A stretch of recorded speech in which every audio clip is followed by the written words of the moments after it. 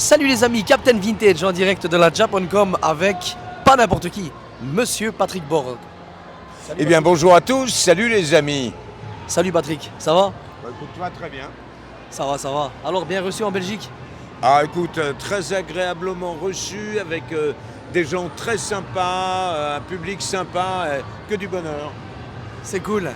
Mais dis-moi Patrick, donc voilà, moi j'ai une petite chaîne consacrée uniquement au rétro, à la pop culture et aux anciens animés. Et j'aurais quelques petites questions à te poser aujourd'hui. D'accord. Pas de problème. Alors, est-ce que tu es un grand fan de manga? Es-tu amateur de manga ou du tout? Non, pas spécialement, parce que ma culture, vu mon âge, ma génération, si tu veux, le dessin animé, c'était Walt Disney, bien sûr, Tex Avery, Chuck Jones. Chuck Jones, c'est Woody Woodpecker, Bugs Bunny. Voilà, c'est ma culture, parce qu'il n'y avait que ça à l'époque. C'était mythique. Le dessin animé japonais était totalement inconnu à l'époque, en France.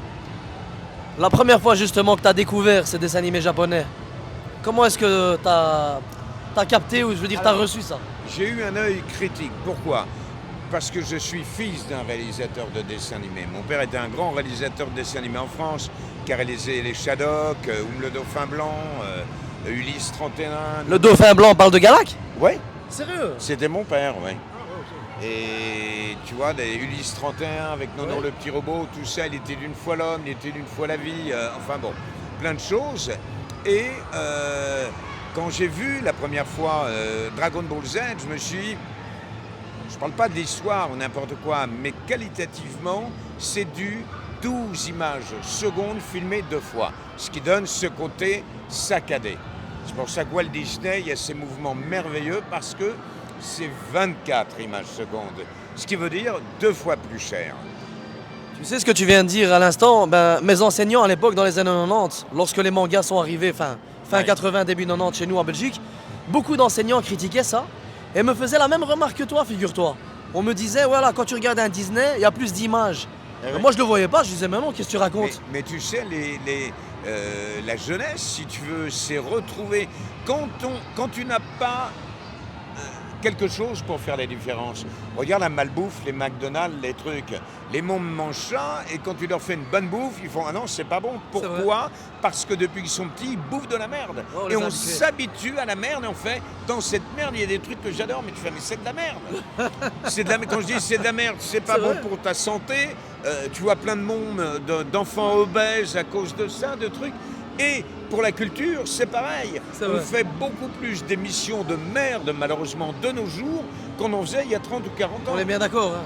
On est loin justement des années 90. Voilà. Et ça, c'est dommage parce que, on le voit d'ailleurs, tu as plein de gamins, et ils ne sont pas responsables, qui ont de moins en moins de culture, qui écrivent le français, mais avec des fautes à chaque mot, à chaque ligne. Et tout ça, justement, c'est parce qu'il y a eu un manque d'éducation. Des enfants, ça s'éduque. Quand je dis ça s'éduque, ça veut dire leur apprendre. Et les aînés sont là pour essayer de leur montrer ce qu'il y a de mieux, il me semble.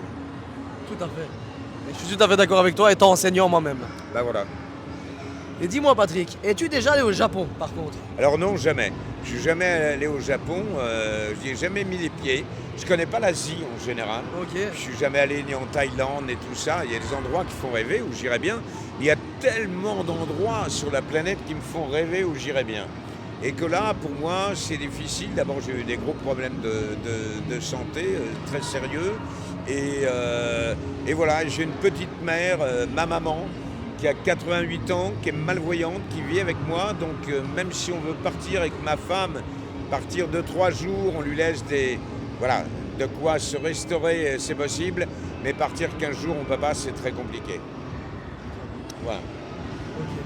Et pour l'avenir de Dragon Ball, t'as une petite exclue, je veux dire, il y a quelque chose qui se profile dans l'air. Alors, je sais de par des fans français qui vivent au Japon que, alors là c'est un scoop, je vous l'annonce, que normalement il va y avoir 100 nouveaux épisodes, voilà, donc ils seront diffusés en France et dans tous les pays francophones, c'est-à-dire la Belgique, tous les pays francophones, le Canada, l'Afrique noire, l'Afrique du Nord. Donc, mais quand ça va s'enregistrer? Normalement en 2023, Mais la date, pour l'instant, nous n'avons aucune information de quand nous allons débuter et enregistrer ça. Ok, monsieur Patrick. Et dernière chose, tout à l'heure, j'ai vraiment aimé après ton interview. Tu t'es permis justement de faire un petit message universel. Et j'ai vraiment, j'ai bien aimé quoi. C'était un petit message justement pour la jeunesse d'aujourd'hui ou... Pour la jeunesse d'aujourd'hui, je vais vous dire une chose. La chose qui me semble la plus importante dans la vie, vous avez tous des rêves et des désirs. Essayez, vous n'y arriverez peut-être pas, mais essayez de tout faire pour réaliser ce qui vous fait rêver. Pourquoi? Parce qu'on n'a qu'une vie. Et qu'il y a des moments, ouais, mais je ne vais pas le faire, c'est pas et vous risquez de le regretter. Essayez de réaliser vos rêves. Il sera toujours temps de se dire, bon, ça marche pas, faut bouffer, je pars sur un autre boulot. Mais en premier, essayez de... On n'a qu'une vie, donc voilà, soyez heureux. Je te remercie en tout cas Patrick. Un petit dernier mot, un petit coucou, quelque chose? Un petit coucou, merci à vous. Bravo la Belgique. Vous avez un beau pays, une belle région. Il y a plein de villes que j'aime beaucoup, chez vous, dont Bruxelles. J'adore Namur aussi. Et j'ai toujours été reçu ici de façon adorable. Et vous êtes des gens cool, qui avaient le sens de la fête, comme les gens du Nord, en France d'ailleurs, le sens de la fête, des traditions, des fêtes traditionnelles. Et tout ça, c'est bien, il faut le conserver, il ne faut pas le perdre. Voilà. Ciao à vous, bon week-end et à une prochaine fois. Bye bye les gars, tchuss. Bye, tchuss.